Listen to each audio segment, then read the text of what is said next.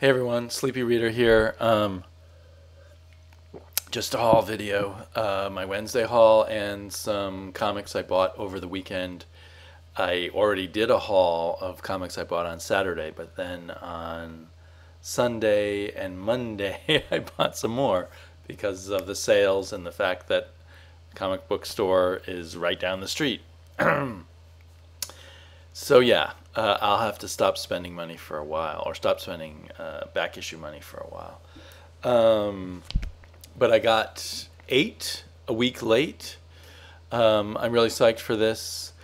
A very tiny and silly irony was that when I was checking out at my comic shop today, in walked the editor-in-chief of Dark Horse Comics, Scott Alley, who I've come to realize shops at my store or shows up regularly at my store on Wednesdays. And the irony I thought there is my store got shorted on this Dark Horse comic and didn't get it till a week late, even though the editor-in-chief of Dark Horse Comics goes to the store all the time. I don't know if he, looks at what people's buying. He might have seen that there was a Dark Horse comic at the top, although this one is not edited by him. I also got a Dark Horse comic that is edited by him, Frankenstein Underground. And I was kind of underwhelmed by the first 2 issues of this, but I'm still interested in the basic setup, so we'll see. I got Convergence Shazam number 2. So number 1 and number 2 of this are the only Convergence comics I've bought. And part of me feels I should have waited anyway, because I'll probably get some of the Convergence trades. Maybe I'll end up double dipping if this is packaged along with some other things I want. But anyway, I kind of especially wanted to get this because my daughter was interested and had expressed interest when she saw covers for Convergence. She pointed right at Shazam number 1 and said she wanted it. Oddly, since this is one of the most appealing to children comics, at the back is the preview for Constantine, which has some disturbing material in it for a small child. So I'm going to have to make sure my daughter doesn't see that. What were they thinking? I don't know. I also got Ragnarok by Walt Simonson. This is issue 5. It's supposedly a bi-monthly comic, but it feels like it's taking even longer than that to come out. Maybe it's just my imagination. Really psyched for Divinity number 4. I've been really enjoying this series, and I really like these prestige kind of books from from Valiant. This is the second of their miniseries that I've gotten that is of this very high quality, and it's kind of like a trade with the interesting back matter and stuff.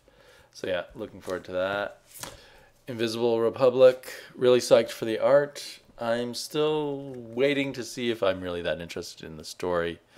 I think it's going to be a good story with great art, but maybe it'll turn out to be a great story too eventually. Really psyched for The Life After. This is probably the crown jewel of the week. Guessing, of course, it could turn around on me, but it's one of my favorite series, which I didn't pick up originally, but was able to. I think I started around the time issue 3 came out and got all 3 issues at once and loved it. Thanks to Travis.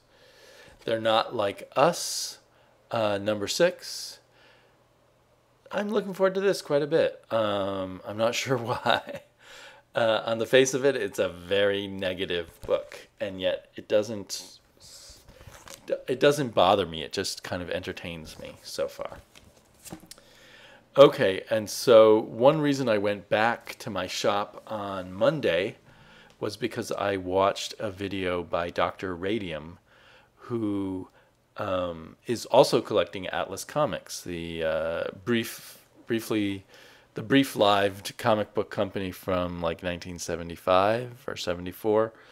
And he did a video where he did a very good background information on Atlas Comics. So I'll put a link down below. I bought I got in the mail, and I bought some other Atlas comics at the store.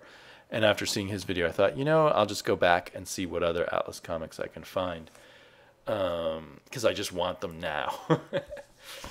And I think I've only found 4 or 5 more. This series called Weird Suspense, starring Tarantula. I got, that is issue 1 of it. I think that's a Neil Adams cover. Not one of his most stunning ones. It's possible it's someone else. I don't know. And then issue 3. That's definitely not Neil Adams. Rich Buckler. So it seems, although this comic book was called Weird Suspense, it just starred the tarantula. Why they did that, who knows? Who can read their minds? And then I got Tiger Man. This doesn't look like one of the stellar ones. It has no credits in it.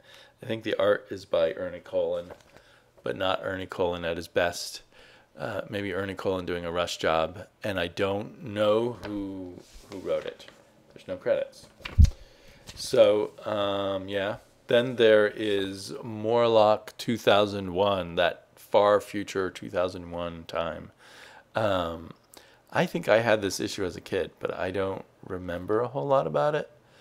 This is written by Michael Fleischer, I believe, and pencils by Al Milgrom. I think Tarantula is written by Michael Fleischer too. Yes, it is. So Michael Fleischer just wrote a huge number of Atlas comics, it seems. Looking on my CLZ app, it looks like I have 28 Atlas comics, at least that I've entered in the app. I might somewhere have something hidden away. And I think there were about 60 comics plus a few black and white magazines that they produced. So I feel like I'm about halfway through in my collecting of Atlas comics. While I was at the store, I also picked up What If Conan the Barbarian Walked the Earth Today. It's got John Buscema, Ernie Chan, and who also used to be called Ernie Chua at times, and Roy Thomas doing the writing. So it looks like it's fun. It wasn't expensive. I also got I got very cheaply Rampaging Hulk.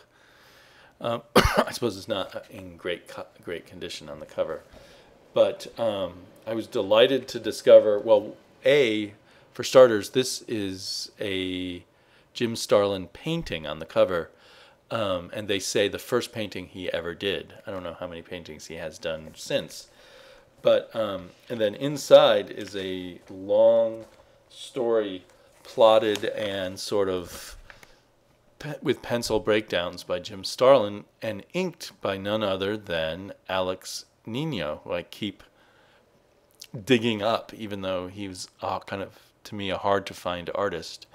And this combination of artists is just really excellent. The script is by someone named John Warner. I don't know who he is. But anyway, I'm just kind of delighted to discover this. Now, of course, I can't. I would never have thought of combining these two artists, but the combination works really well.